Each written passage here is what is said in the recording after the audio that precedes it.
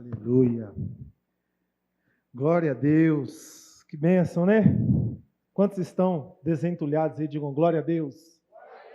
Aleluia. Como o Espírito Santo é bom, fiel, nos libera para que possamos fluir e vivermos leve. Leve, leve. Feche seus olhos mais um minuto. Vamos orar. Pai Celestial, te agradecemos por tudo que até aqui o Senhor já fez e que a Tua palavra agora venha produzir o fruto de vida no nosso coração. Repreendemos, meu Deus, toda interferência do maligno contra a Tua palavra, que é viva e eficaz. Que ela nos alcance na necessidade de cada um, em nome de Jesus. Amém e amém. Queridos, tem um grande industrial do século XIX que disse uma frase que eu acho muito interessante. Quando tudo estiver parecendo que está contra você, lembre-se que o avião decola com vento contrário e não com vento a favor. Essa frase, ela me inspirou tantas vezes. Os ventos contrários, eles nos promovem. Os ventos contrários, eles nos levam a um novo nível. E quando tudo diz que não, os ventos que estão batendo contra nós. E nós precisamos nos lembrar disso. Que a contrariedade, a adversidade, as resistências dessa vida têm a capacidade de nos promover. Quem disse isso foi o industrial Henry Ford. Quem foi Henry Ford? Ele foi o criador da indústria de carros, Ford. Ele morreu em 1947. Ele foi empreendedor. Ele foi engenheiro mecânico, ele foi inventor, escritor, e foi o primeiro a produzir ou a inventar uma produção em larga escala.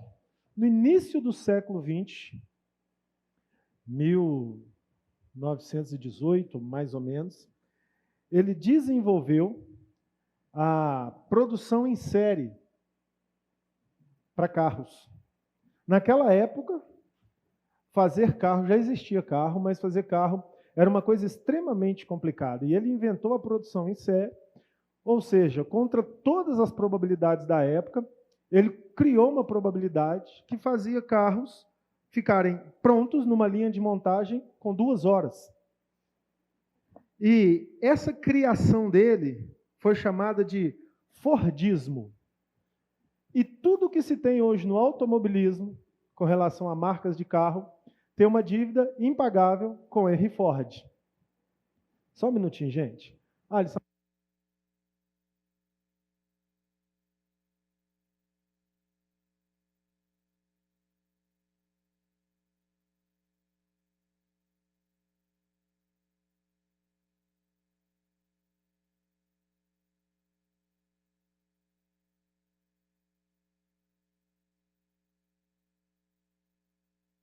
O microfone está puxando minha cabeça para trás aqui, gente, não dá não.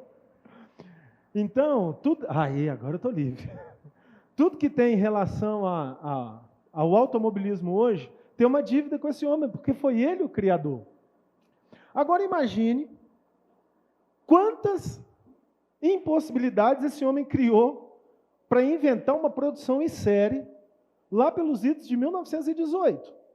Não existiam máquinas, não existia. Ou seja, ele teve que inventar as máquinas. Não existia indústria para produzir as máquinas, ou seja, ele teve que inventar formas de produzir as máquinas para produzir as peças. Só daí já dá para a gente pensar quantos ventos contrários esse homem enfrentou. Tinha mercado para vender esses carros? O povo tinha dinheiro para comprar esses carros? Será que ele ia fazer os carros e eles iriam ficar parados no seu estoque? Eram todas as probabilidades de vento contrário. E ele disse essa frase: quando tudo estiver parecendo ir contra você, lembre-se, o avião decola com vento contrário, não a favor.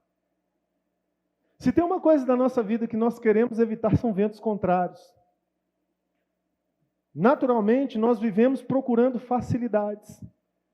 Naturalmente, nós vivemos fugindo das dificuldades. Evitamos projetos porque eles parecem ser difíceis demais. E nós achamos que então não vamos conseguir. Vento contrário. E quando os ventos contrários são aqueles ventos contrários inevitáveis, que a gente não tem para onde fugir, a gente se deprime. A gente se frustra, a gente quer entrar por quarto escuro, a gente quer viver na dependência do Tegretol, do Cadernal, do Diazepam, porque a gente só quer dormir, porque os ventos estão tão contrários contra nós que nós não queremos enfrentá-los. Essa é a realidade do ser humano. Mas a realidade da vitória é que nós precisamos aprender a lidar com os ventos contrários. João, capítulo 16, versículo 33, Jesus nos disse: tenho-vos dito isso, para que em mim tenhas, qual é a palavra que está ali? Tenhais paz.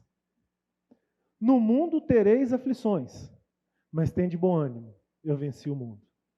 Parece um paradoxo, parece algo contrário. Eu digo isso para que vocês tenham paz em mim. Ou seja, no mundo vai ser tudo bem. Não, no mundo tereis aflições. Mas tende bom ânimo, eu venci o mundo. Ou seja, a paz que Jesus nos prometeu está dentro do pacote das adversidades. A paz que Jesus nos prometeu não é a ausência de adversidade. Não é a ausência de ventos contrários. Não é a ausência de dor, tribulação, sofrimento. A paz que Jesus nos prometeu está dentro de tudo isso. No mundo tereis aflições, ele foi muito sincero. Mas eu venci o mundo. Sabe o que eu entendo com isso? Vencedor é aquele que tem a melhor estratégia. Vencedor não é aquele que tem mais número, mais condição. Essas coisas são boas. Mas vencedor é aquele que tem a melhor estratégia. Eu gosto muito de ver na São Silvestre os quenianos correndo. Todo mundo vê isso, né? No final do ano, está chegando no final do ano, sempre tem um queniano que ganha São Silvestre, não é?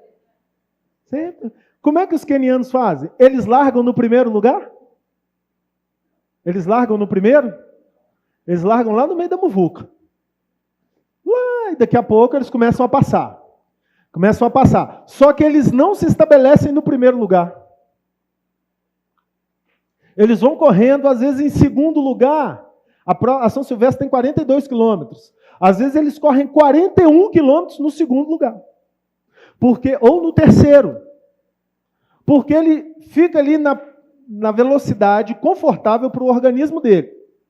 E vai correndo. E aí os caras vão passando. E aí às vezes sempre está um americano, está um russo, está um canadense lá na frente mandando ver. E o queniano está lá. Instável, sem fazer careta. Quando chega no último quilômetro, parece que solta um leão atrás dele. E vai passando. Teve uma prova aí que foi assim, coisa de 200, 100, 200 metros, que o queniano passou na frente e ganhou a corrida. Estratégia. No mundo tereis aflições, mas tende bom ânimo, eu venci o mundo. Sabe o que Jesus está dizendo para mim e para você? Se você quer vencer as aflições do mundo, receba a minha estratégia. Cristianismo, gente, é inteligência. Cristianismo é prática das estratégias que treinamos, que conjecturamos, que refletimos e que entendemos. Então, usar os ventos contrários para decolar como os aviões é uma das grandes estratégias que Deus tem para mim e para você. Não espere que tudo diga sim. Não espere que seja assim no trabalho, não espere que seja assim no lar, não espere que seja assim na escola, que seja assim no ministério, seja assim tudo fácil, tudo é favorável, tudo é do jeito que você quer, tudo é como você pensou, tudo é como você planejou. Não espere isso. Espere aflições. Mas saiba que as aflições não são para te destruir, são para te promover. Você vai chegar em um lugar acima das suas aflições e vai saber fazer das suas aflições degraus para subir níveis cada vez mais altos. Um primeiro passo da estratégia de Jesus para vencer o mundo. A justiça da fé é o modo sustentável para a produção de esperança. A justiça da fé é um modo sustentável para a produção de esperança. Às vezes a gente acha que esperança é só ter, né? A esperança é a última que morre. Mas por que a gente não tem esperança? Por que a gente se frustra? Porque a esperança é fruto de uma produção que começa com a justiça da fé. Vamos entender melhor. Romanos, capítulo 5, vamos ler os versículos de 1 a 5. Sendo, pois, justificados pela fé, temos paz com Deus, por nosso Senhor Jesus Cristo, pelo qual também temos entrada pela fé a esta graça, na qual estamos firmes e nos gloriamos na esperança da glória de Deus. E não somente isso, mas também nos gloriamos nas tribulações, sabendo que a tribulação produz paciência, e a paciência, a experiência, e a experiência, a esperança. E a esperança não traz confusão, quando o amor de Deus está derramado em nosso coração pelo Espírito Santo que nos foi dado. Viram um processo parecido com o processo de Henry Ford? Um processo de produção exato, específico? Só que aqui não é um processo de produção de máquina, é um processo de produção de vida. A justiça da fé.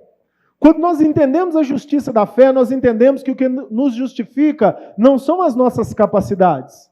Nós não somos capazes, sem Jesus Cristo, de produzir justiça na nossa vida. Todos nós somos pecadores.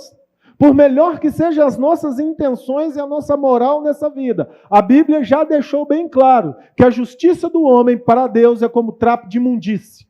É como um pano muito sujo. Mas quando nós cremos em Jesus Cristo, Ele morreu na cruz, derramou o seu sangue por mim, eu aceito como meu Salvador, reconheço que esse sacrifício é o que me faz justo, essa é a justiça da fé. Entramos no caminho para produzir a esperança. Vamos ver novamente os versos 1 e 2. Sendo, pois, justificados pela fé, temos paz com Deus, por nosso Senhor Jesus Cristo. Pelo qual também temos entrada pela fé a esta graça, na qual estamos firmes e nos gloriamos na esperança da glória de Deus. No mundo tereis aflições, mas tende bom ânimo, eu venci o mundo. Por essa fé, eu tenho paz. Então eu creio e a paz começa a fazer parte do meu ambiente. Então, se eu sou justificado pela fé, eu recebi o sangue da salvação, eu aceitei Jesus, eu preciso olhar as tribulações de forma diferente.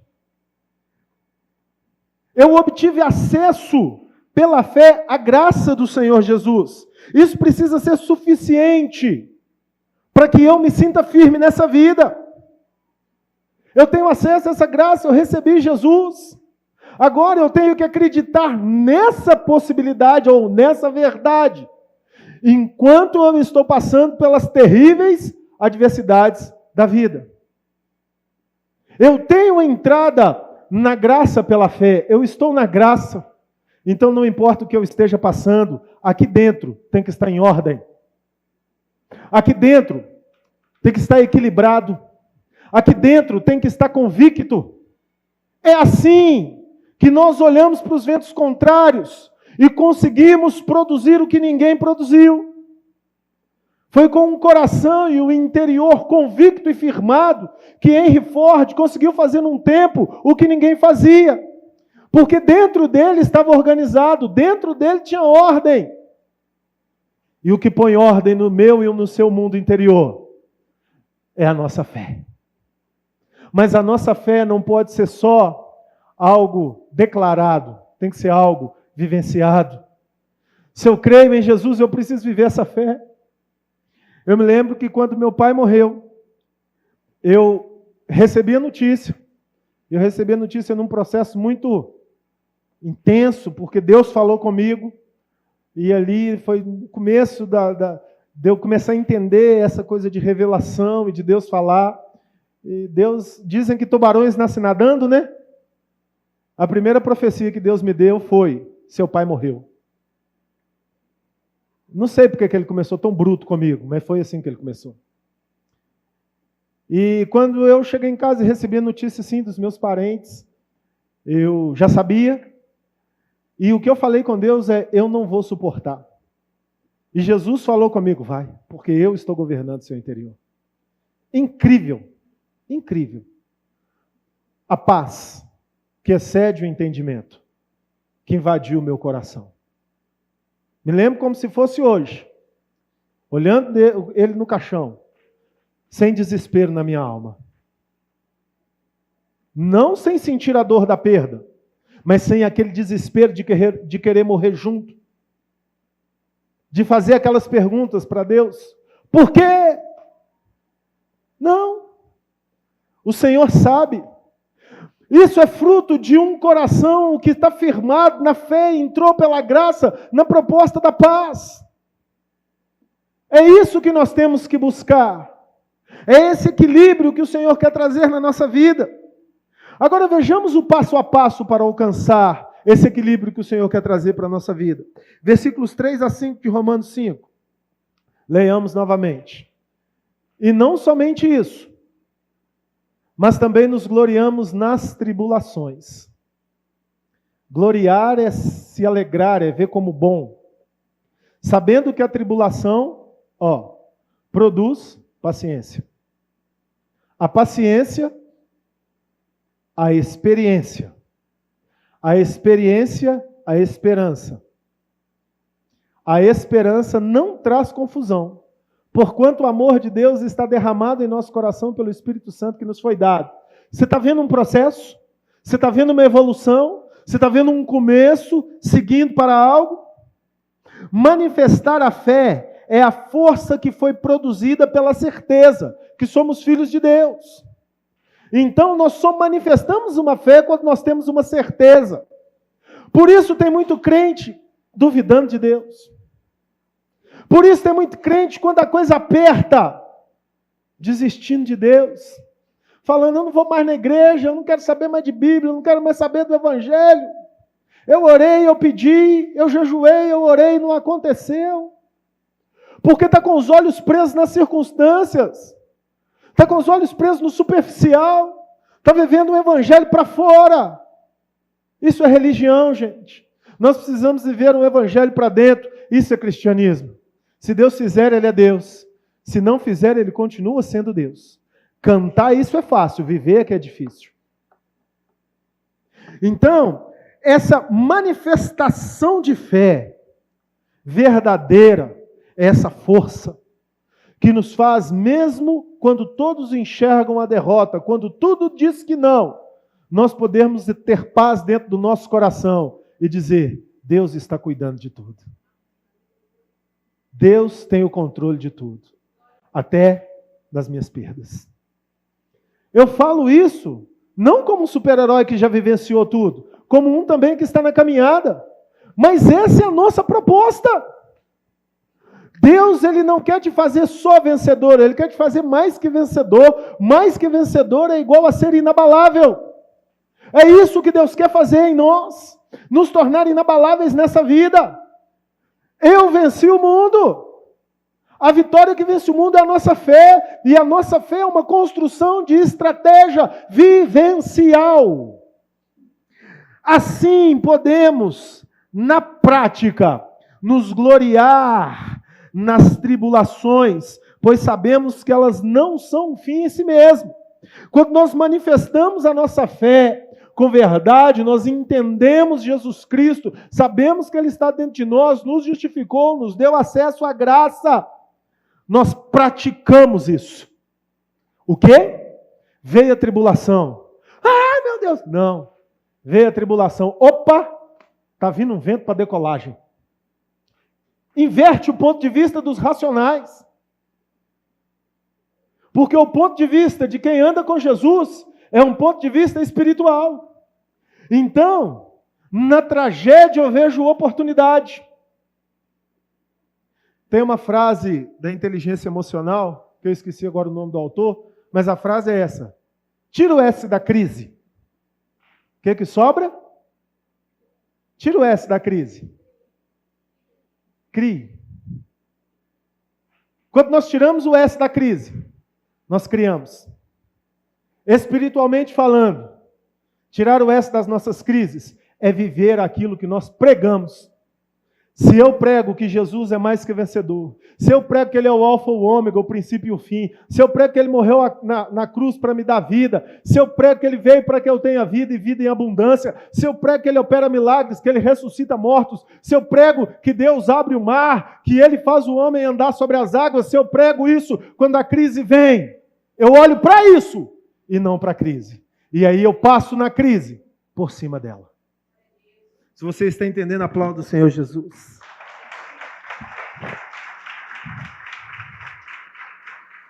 É um processo equacional, igreja. Tribulação mais perseverança, é o que nós lemos ali. A tribulação produz perseverança. É igual à experiência. Tribulação produz...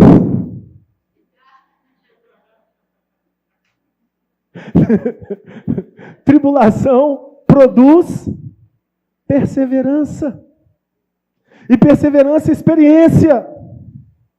Você precisa tirar lições profundas, coesas, ricas das tribulações que você está passando. Você pode fazer isso. Então ela vai produzir perseverança. O que é perseverança? Não desistir, ser indesistível, não desistir de sonhar. Está passando tribulação dentro da sua família? Não desista de acreditar que Deus tem um lar feliz para você. Está aqui dentro. Está passando tribulação no trabalho? Não desista de acreditar que Deus vai fazer o melhor para você ali naquele lugar. E que se não for naquele lugar, Ele vai te promover para um lugar de paz. Está passando tribulação no ministério? Persevere, ore, continue, não se motive por resultados, se motive por fé. Foi Deus que me mandou, eu estou continuando. Eu acho linda a história do pastor que viveu lá na África 25 anos. Já contei para vocês algumas vezes e vai de novo. Durante 25 anos ele foi lá pregar o evangelho, tinha 5 pessoas na igreja dele. E ele perseverou, está registrado no livro Fator Melquisedeque. E ali ele perseverou 25 anos e nada acontecia. E ele foi chamado na sua sede na Inglaterra, e o pastor da sua sede na Inglaterra, que tinha assumido o lugar do pastor que o enviara, que faleceu, falou com ele: nós queremos te honrar. Tem 25 anos que você está no campo, volta. Nós vamos cuidar de você até que você morra.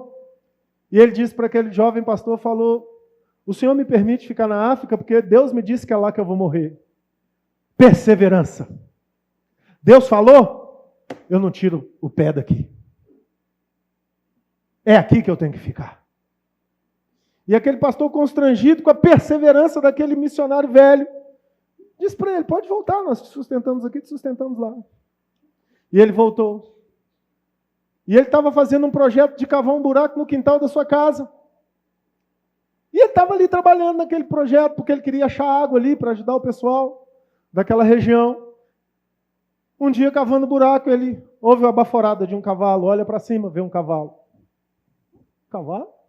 Chegam 4 homens e falam com ele no dialeto africano: abençoado o homem que tem o livro, viemos falar com você. E ele disse: realmente, eu sou um homem que tem o livro, muito inteligente. Chamou eles para a cozinha, foi tomar um café, falava o dialeto deles. Aqueles 4 homens disseram para ele: o nosso líder espiritual da tribo mandou nós corrermos atrás desse cavalo, e onde esse cavalo parasse, estaria diante do homem que tem o livro, que conta a história do nosso povo. E nós estamos há 4 dias na mata, correndo atrás desse cavalo. E ele parou aqui. E o missionário disse para eles, parou no lugar certo. Olha a história do seu povo aqui, ó. No princípio criou Deus os céus e a terra. E a terra era sem forma e vazia. E mostrou a criação em Gênesis 1. Mas adentrou ao plano de salvação em Jesus Cristo. E mostrou para eles a história da humanidade, a história do povo deles. Só que nos 25 anos que aquele missionário estava perseverando, com 5 pessoas naquela igreja na África, ele estava traduzindo a Bíblia para o dialeto daquele povo.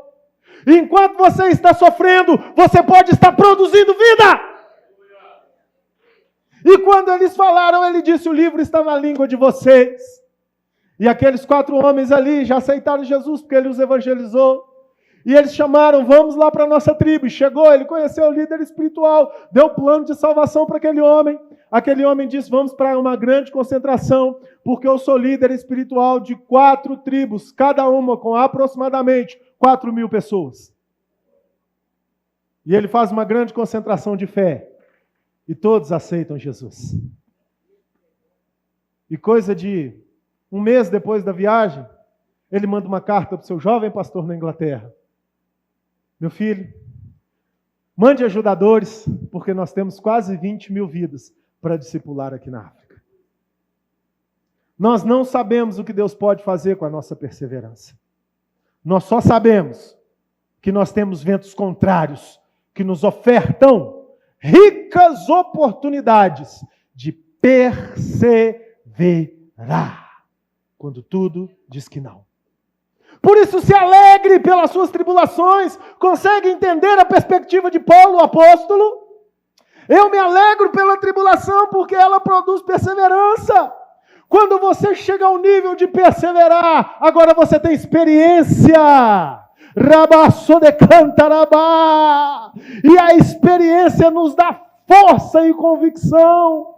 Quando todos veem a tragédia, vai dar tudo errado, vai acabar, vai explodir, vai morrer, vai desestruturar. Você diz, nananina, não. Eu tenho passado por profundas experiências com esse Deus, porque eu tenho perseverado, e eu sei que Ele nunca, jamais, em tempo algum, abandonou quem é fiel a Ele. Isso é experiência. Então, a experiência, que é resultado da soma entre tribulação e perseverança, é igual a uma produção prática de esperança. O começo é passar por tribulação. No mundo tereis aflições. Tem de bom ânimo é ter perseverança. Alcançar experiência, encher o tanque do combustível da vida de força, esperança.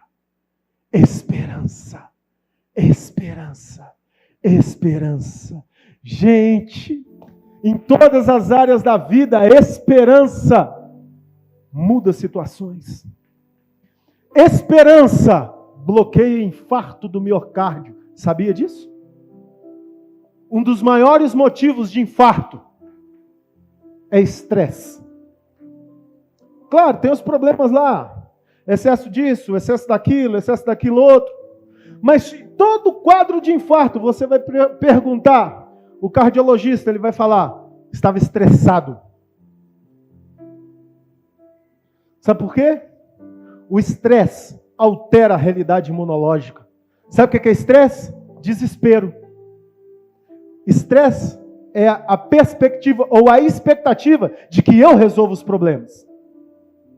Então, eu não tenho esperança, porque automaticamente eu sei das minhas incapacidades. Mas quando eu troco o estresse pela esperança, eu continuo passando pelas mesmas tribulações, calmo, sereno e tranquilo. Vai dar tudo certo. Vai dar tudo certo.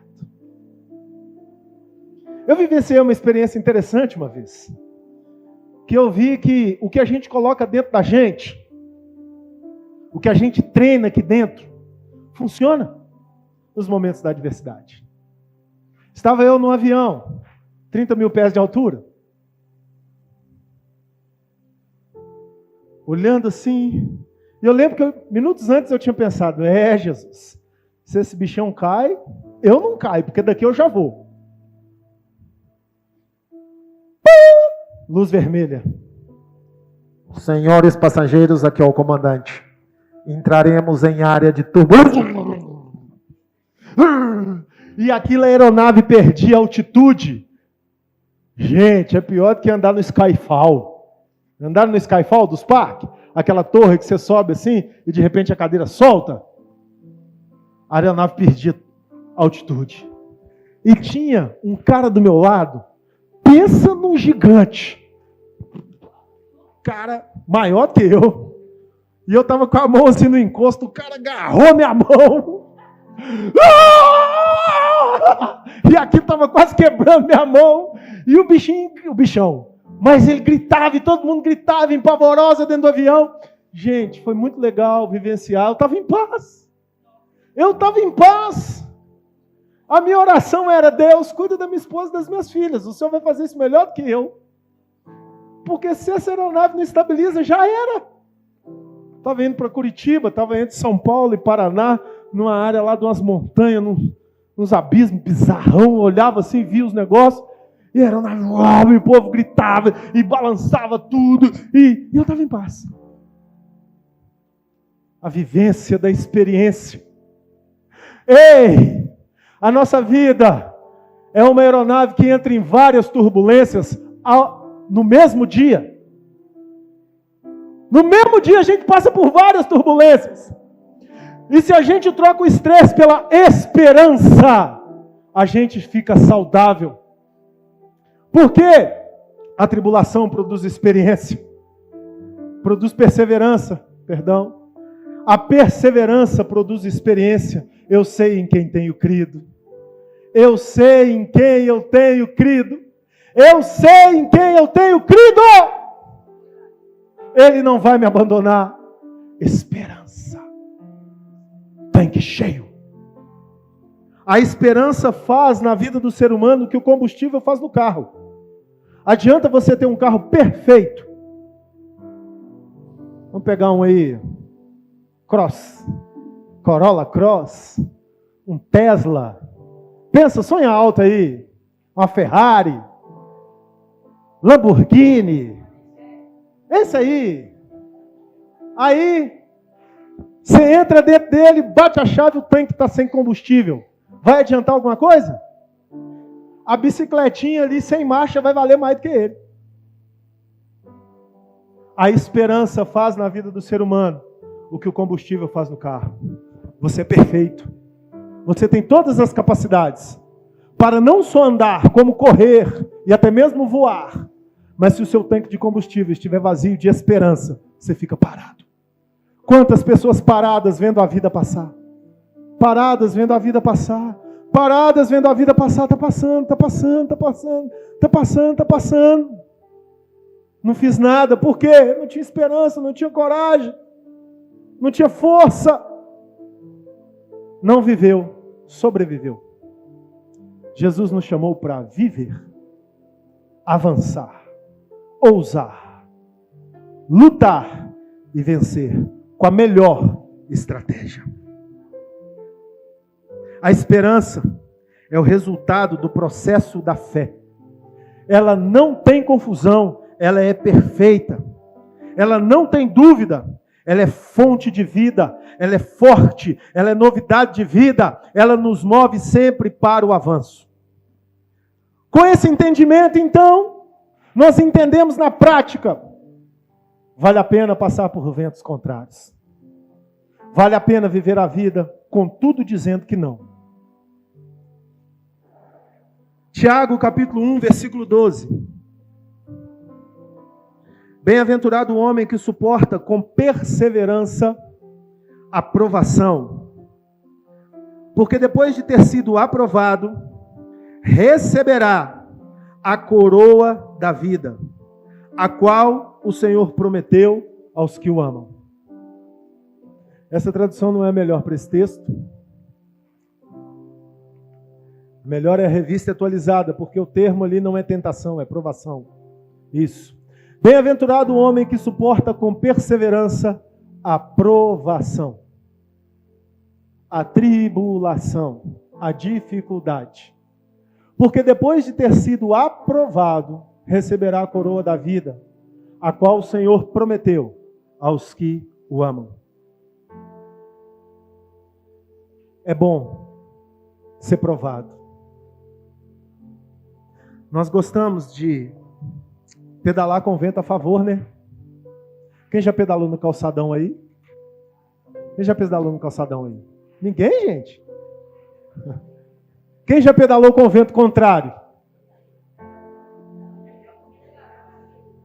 Você gasta ou não gasta o dobro ou até o triplo do tempo que você gastaria para chegar de Itapuã à Praça dos Ciclistas, lá no final de Itaparica? Tem uma vez que eu estava começando a andar de bike, né? Estava todo animado, aí peguei a bike, aí saí, moro lá pro lado de Coqueiral, aí fui lá até o final da praia e voltei. Aí eu não entendia muito de vento contrário, cheguei lá no final da Praia da Costa, rapidinho, encontrei com um colega meu, falei, cara, rapidinho de lá aqui. Ele falou, porque o vento está a seu favor, agora volta. Quando eu voltei, eu tive que parar, sentado, descansar, tomar uma água de coco, umas 2 vezes. Porque o vento contrário é tenso. Nós gostamos de pedalar na descida, é ou não é? Ah, mas os que moram ou já moraram em Cariacica, ou Belo Horizonte, igual eu, sabe que delícia que é subir morro pedalando? Às vezes eu estou passando aqui na 262, vejo um ciclista subindo aquilo, pedalando. Eu falo, não é normal não, gente. Não é normal não. O cara está subindo. Mas quando olha para as pernas do indivíduo, parece umas pedras. Treinado. Novato não sobe. Só quem é treinado. Sabe por quê? A musculatura que é resultado do exercício de pedalar só cresce quando nós pedalamos contra o vento ou na subida. Descida e vento a favor não fortalece ninguém. Avião só decola com vento contrário, não a favor. Temos 2 formas de reagir às provações: ressecando como barro, ou nos transformando em seres moldáveis como a cera. O mesmo sol que endurece o barro amolece a cera. É o mesmo sol, mas um material ele endurece, outro material ele amolece e deixa moldável, a ponto de fazer um vaso. Sabe qual é a diferença? A cera agradece pela tribulação e se oferta às mãos do oleiro. O barro resiste à tribulação e morre seco, odiando o oleiro. Jó capítulo 2, versículos 8 a 10.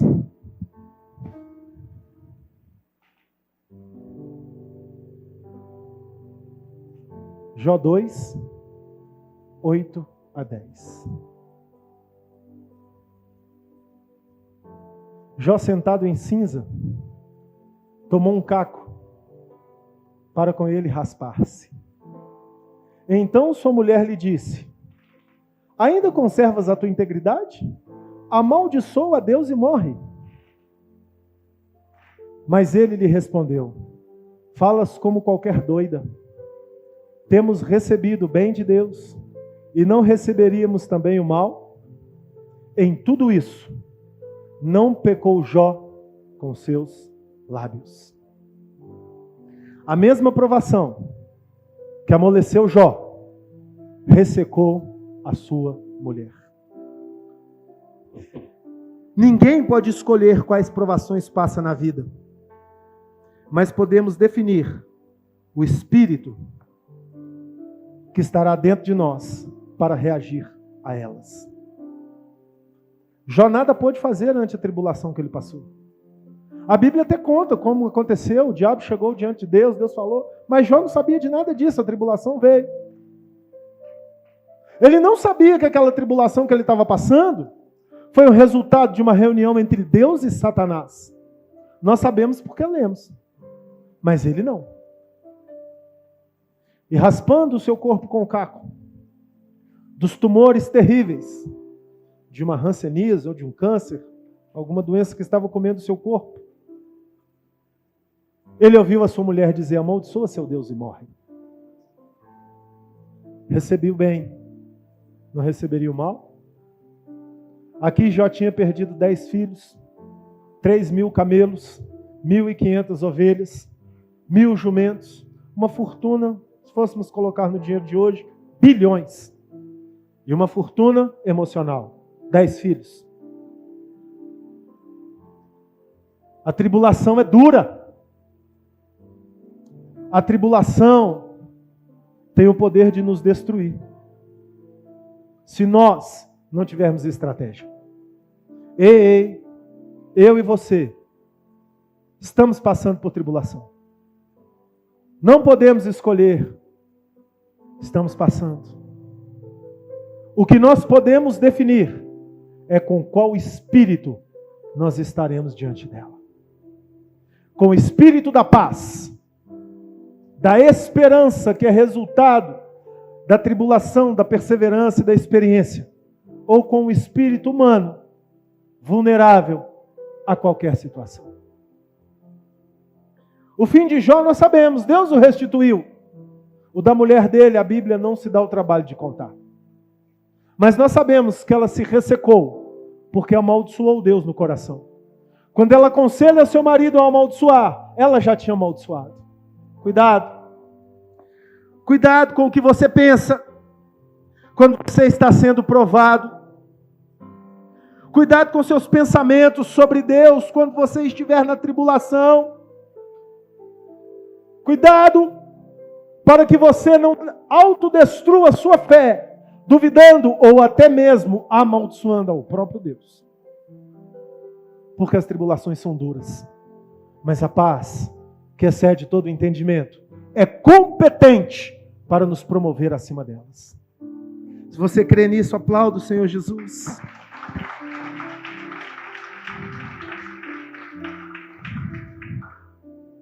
Tudo que você ouviu até aqui é uma estratégia para você lidar com a realidade da vida quando tudo diz que não. Na vida espiritual, prevenção é tão vital quanto na vida cotidiana. Eu fui salvo por um cinto de segurança. O carro capotou. Eu estava no cinto. Eu saí ileso. Se eu não tivesse de cinto, afirmo a vocês, eu não estaria aqui. Porque o teto do carro parou aqui. Se eu não tivesse, eu teria sido projetado. Foi uma autoestrada, uma loucura que eu estava fazendo? Não. Foi numa esquina aqui atrás, numa velocidade normal. Nós não sabemos o que vai acontecer daqui a 10 minutos. Prevenção. E aí, às vezes, eu vejo as pessoas falando: o cinto incomoda, cinto é chato, não quero pôr cinto. A prevenção é a decisão dos sábios. E eu posso dizer, depois que passa, você diz como é vital. Eu vi uma história há pouco tempo atrás de um colega me contando, numa indústria dessas de alta produção de metal. O rapaz trabalhando numa máquina, ele tinha que fazer um processo. Toda peça que a alavanca ia subir, ele tinha que apertar o botão, parar a máquina e fazer a ignição numa outra alavanca para subir a peça. Aí ele descobriu que se ele colocasse um ferro para segurar a alavanca, a máquina reiniciava sozinha e ele não precisava apertar o botão. E sentou na sua cadeira e ficou vendo a máquina trabalhar e ficou displicente. Só que a alavanca travou, a peça caiu e achatou ele. Morreu. Porque não se preveniu. O sábio ditado popular diz, né? Prevenir é melhor do que? Tudo que a gente conserta no remédio está vulnerável a efeitos colaterais. Está vulnerável ao tratamento dar certo ou não. Mas o que a gente previne nos dá uma saúde de plena paz. E é isso que essa palavra está falando para você. Previna-se espiritualmente. Construa uma fé sustentável que gere esperança na sua vida. Jó não pecou com seus lábios, porque o que estava dentro dele era mais forte do que a pior tribulação que qualquer ser humano pudesse passar. E ele foi mais que vencedor.